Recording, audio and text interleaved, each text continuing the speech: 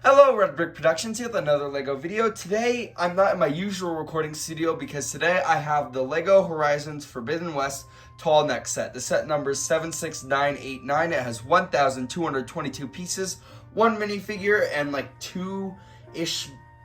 three-ish builds, and it's so tall that it doesn't fit in my recording studio. So what I'm going to do is we'll take a look at the base plate, the minifigure, the other build, and then the Tallneck individually, and then the box and all that. But yeah, just kind of ignore that I'm not in my usual recording studio because I am not a professional, and this is a really cool set. I want to review it, so I'm doing my best. So without further ado, let's take a look at the stuff. So here is the base plate, and I do want to mention before I get into it, you can see I'm gonna take off these little figures right here and just kind of get a look of the scenery.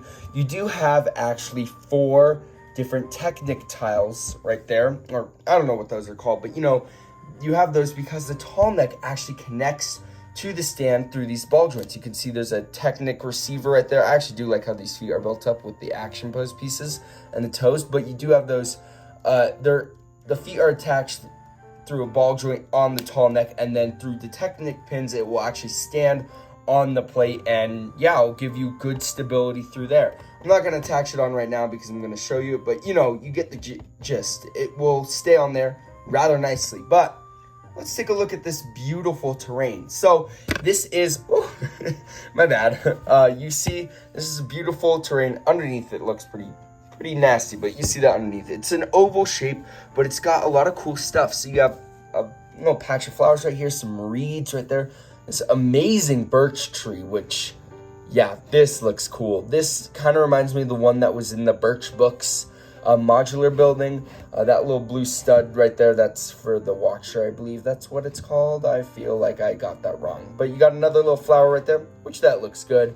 You get this really cool like abandoned stoplight right here, and you got some rocks, some different colors like the tan and the green.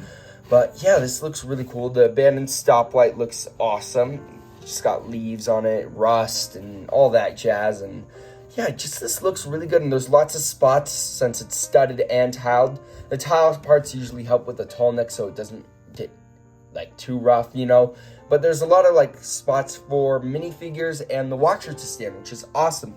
But this just looks beautiful, and I'll attach everything on and show you it right now. So there's everything on it. It looks a little bit crowded from this angle, but from many angles, it actually looks really pretty.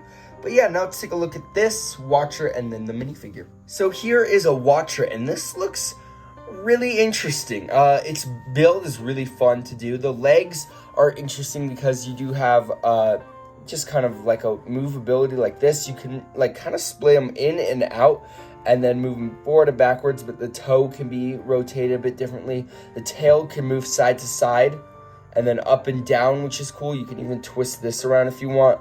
The head can be down and up pretty much. That's it. You do have a stud right here, which can change colors from red to yellow to blue. But anyway, that's kind of it for the Watcher. It looks really cool, and you get a lot of cool poses out of it. But now let's move on to the minifigure. This is definitely one of the coolest minifigures I've seen LEGO make. I believe the character's name is Alloy, or Alloy? I don't know.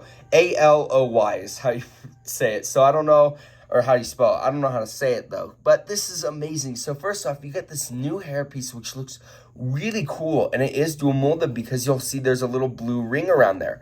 The blue ring, you can see, is attached through there, and honestly, this just looks amazing. It's a little arrow right there. I bet that's how you communicate with the machines, maybe.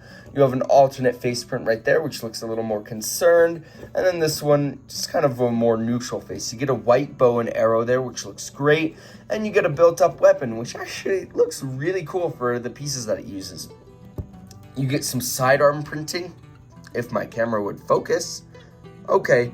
Look right there, that is great. You get some more sidearm printing right there, and you get this beautiful torso printing and leg printing right there. Even some back torso printing. This is a really well-made figure. One of the best figures I've seen LEGO do. Imagine if every figure was as detailed as this, or licensed minifigures were as detailed as this.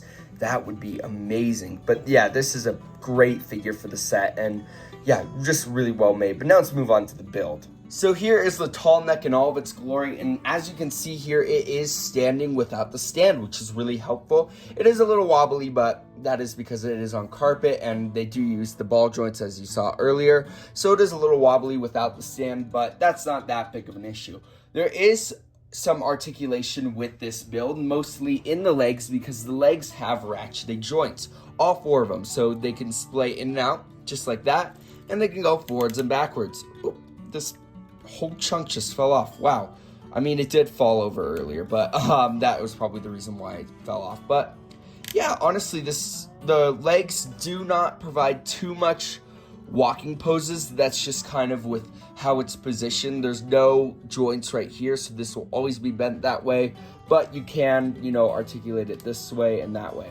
So yeah, that is pretty cool. I can try to get it into a walking pose. So it's not a great walking pose, and it looks like it's gonna fall over, but this foot is off the ground. So that is pretty cool. It does help with the ball joints on the feet. I think those really help. But yeah, that just shows you some of the articulation. You do have the head, which can also articulate if you want it to look up. So yeah, that is pretty much it for the articulation, but now let's get into the nitty-gritty details. So you'll notice that this build uses a lot of whites, grays, blacks, tans, and even the sand blue, which is awesome. You got some gold even in there. And yeah, just the color scheme, it doesn't look like it would work, but it does kind of give a more natural look. Now, granted, LEGO is making this off of the actual Tallneck from the game, which, again, I've never played, so I guess it works. I think LEGO did a good job with the color scheme, and the only thing that I did notice is that little yellow brick right there on both sides of the hind legs. It's just stands out so much. It would have been better if it was tan or white or something like that. I don't know why it's yellow. Maybe in the actual game it's yellow, so maybe that is a detail that they included, but I don't know. One thing that I did not like, though, are these little tail pieces. They pop off so easily because they're not really connected well. You just sometimes are moving it around, posing it around, and they fall off. But anyway, on the back you can see there's a sticker there, a sticker here, a sticker there, and a sticker there. Those look pretty good.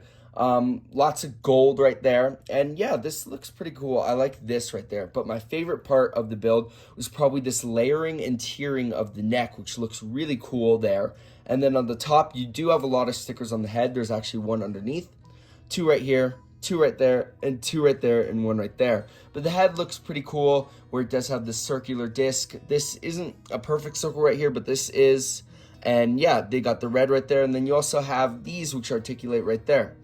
Yeah, and you can do what you want with that, but that's pretty much it for the build. I think LEGO did a really good job with the shaping and kind of overall design of this. It looks really good, honestly, and the color scheme is good. I like the little amount of articulation that they do give is good enough, I think, but yeah, that's it for the build. So here is the box, and it just uses that 18 plus box size, and this is a really cool shot with looking up right there. It's a pretty cool shot. On the back, it shows the set again. It's dimensions. You get this view, and then there's an actual shot of it in game.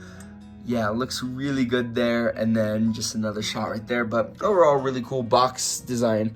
Now let's take a look at the instructions. So for the instructions, obviously it tells you a little bit about the game, a little bit kind of how they designed it, and just more about the game. But here's a comparison.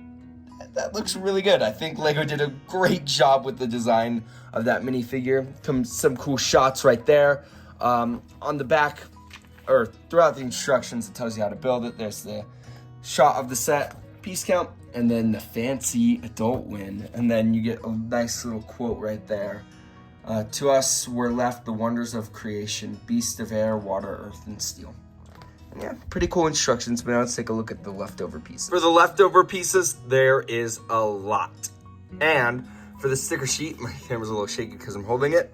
It seems like there's a lot of stickers, but when you're applying them, it doesn't feel that many. Anyway, now let's move on to my final verdict. So for my final verdict, this is a really great set. Not only do you get a beautiful terrain and platform, which looks just amazing, especially that birch tree, you get one incredible minifigure, which we did take a close-up look at, but just such a well-made figure. I just wish almost most minifigures were like that, because that would put LEGO to the next level. You get a really cool build right here, and you get this amazing tall neck build right here, which, yeah, this just looks so good from so many angles, and there's not a bad angle even.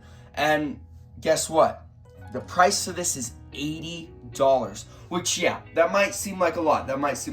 But that is relatively cheap for Lego, considering that it has 1,222 pieces. Usually that's like a $120 set. So you're getting a really good deal here, in my opinion, personally, for fans of this game and non-fans, because I don't play this game, but just looking at this just was so interesting that I had to get it. So not only do I support Lego getting and making more game licenses, you know, making more sets based on video games, but also just to have this set. I actually display this in my room on a shelf because this just looks so interesting and unique. Like right when you walk in, you just kind of see it and you're like, wow, that is really cool. And yeah, I don't know how to explain it too much other than it's a set from a video game, but this is a beautiful set. And if you like what you see, you like the game, or you know, you're considering getting it, I don't think it's a waste of your money. Now, maybe it might be different for everyone's case because $80 is a little bit on the expensive side, but thinking about Lego, this is a great deal in my opinion.